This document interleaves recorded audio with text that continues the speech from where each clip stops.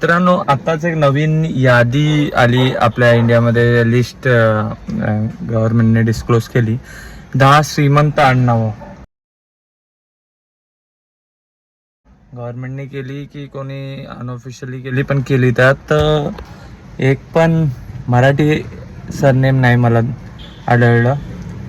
गुप्ता, अजमेरा, अरोरा, परेरा, मल्होत्रा, जे काय XYZ, पण त्यात एक पण मराठी सरनेम नाही.